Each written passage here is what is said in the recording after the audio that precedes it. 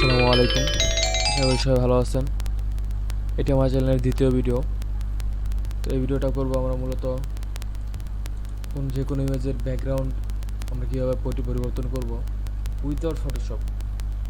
এটা বলার কারণ হচ্ছে আমরা অনেকেই আছি যারা ব্যাকগ্রাউন্ড চেঞ্জ করতে পারি না ফটোশপে, আমাদের ফটোশপে কাজ করতে কঠিন মনে হয়। তাদের জন্য আজকের এই ভিডিও। আশা করি এই ভিডিওটি দেখার পর আপনাদের মধ্যে কেউই বাদ থাকবে না যারা তাদের যে কোনো ইমেজ বা ছবির ব্যাকগ্রাউন্ড চেঞ্জ করতে পারবেন না।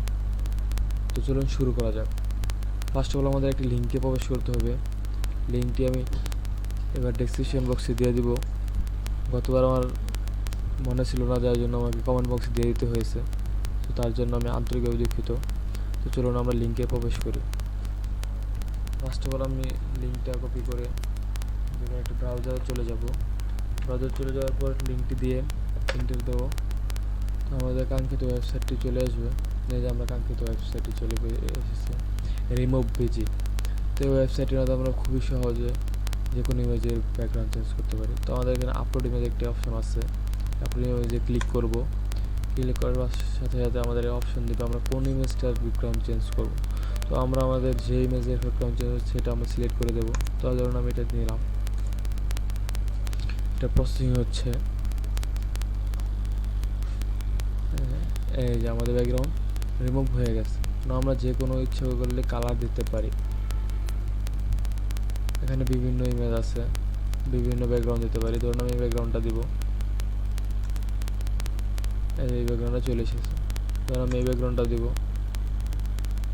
এই ব্যাকগ্রাউন্ডও চলে এসেছে। এছাড়া বিভিন্ন কালারের অপশনও আছে। আপনার ইচ্ছে করলে যে কোনো ইমেজের ব্যাকগ্রাউন্ড এভাবে চেঞ্জ করতে পারবেন। তারপরে ডাউনলোডে ক্লিক করলে ছবিটি অটো ডাউনলোড হয়ে যাবে। এই যে আপনার কাঙ্ক্ষিত ছবিটি চলে এসেছে। সো আশা করি সবাই এই ভিডিওটির মাধ্যমে কিছুটা হলেও উপকৃত হয়েছেন।